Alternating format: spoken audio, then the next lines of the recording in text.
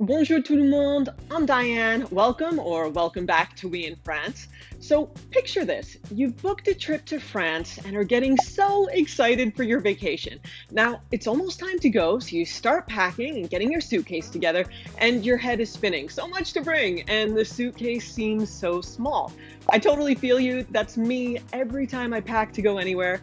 And I find that it's easy to find packing lists online all about what to pack when you go to France. But what about all the things you don't need to pack? That's what we're getting into here.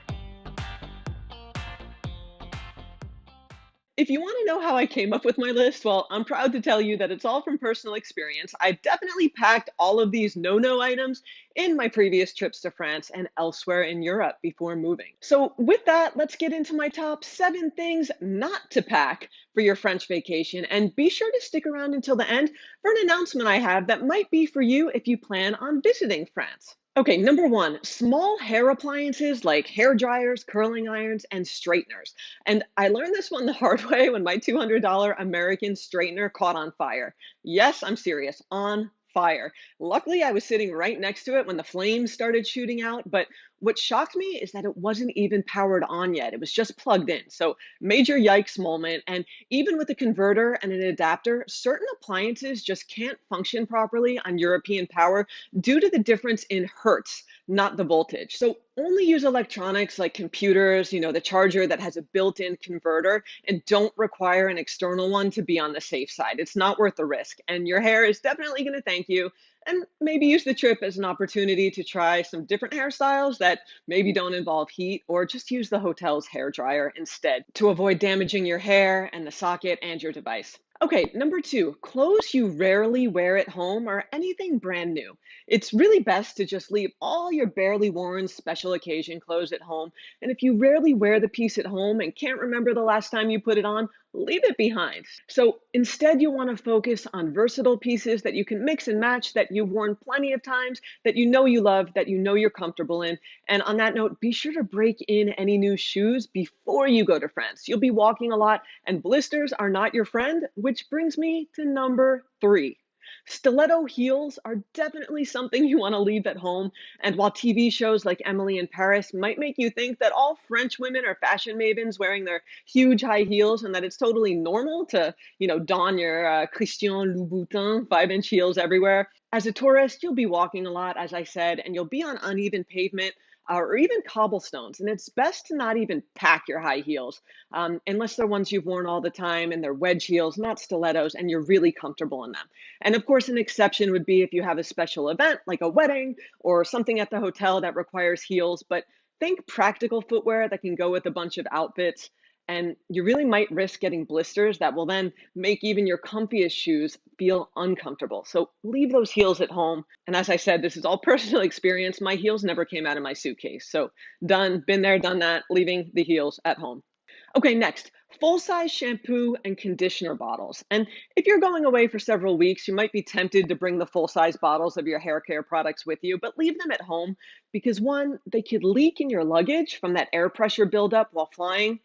They could also add extra weight, and they just take up space that you could use for something else, like souvenirs. So bring smaller bottles, or better yet, grab your hair products once you get here in France. There's no shortage of hair salons if you use the salon brands. Plus, you can grab shampoo at the pharmacy, even the grocery store. So if you're tempted to bring the big bottles, it's best to just leave them at home and grab what you need once you arrive.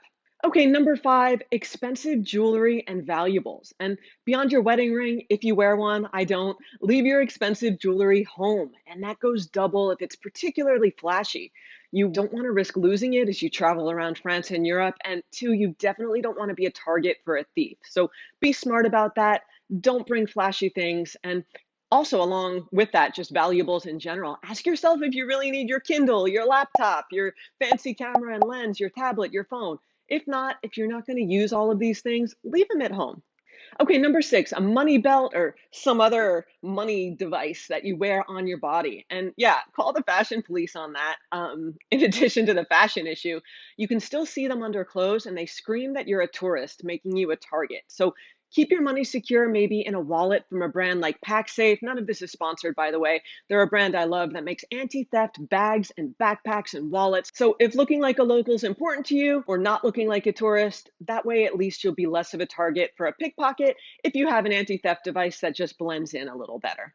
Okay, number 7, a heavy suitcase. That is something you definitely want to leave home, and lightweight is the way to go here, especially ones with spinner wheels. They're your friends, and I only got one a few years ago. I'll get to that in a minute, but not only will a heavy suitcase limit you and how many French goodies you could pack to bring back home, it cuts into your weight limit from the airline, but it'll be your worst nightmare if you have to lug it onto a train, upstairs, since not all apartments have elevators, or through metro turnstiles. So lightweight luggage is always better. And what I have here next to me is a Travel Pro suitcase. Again, not sponsored. My first one lasted me for 18 years. And a family member of mine actually works for Travel Pro. They gifted this one to me, a set, a few years ago for my birthday. So this is the type of thing you want to be looking for, lightweight with spinner wheels, and I just find Travel Pro to be super durable. On a personal note, their suitcases are incredibly light. For anyone interested, I will link the things I mentioned down below if you want to take a look. Okay, and now for my announcement. I'm launching a brand new mini ebook today, and it's titled 75 Beginner France Travel Tips for a Standout Trip. And it's a PDF guide geared towards newbies who are taking a trip to France. So it's not for seasoned travelers who have been to France 100 times, but for first-time travelers or people who maybe haven't been to France very much or it was a long time ago and they want to be prepared and just learn as much as they can before they go. So if you love a bunch of tips to help make your trip to France even better, ranging from general tips to pharmacy and medical to money and dining out, this guide is definitely for you, and I'm pricing it at just a few bucks for this launch. So you can grab that via the link below.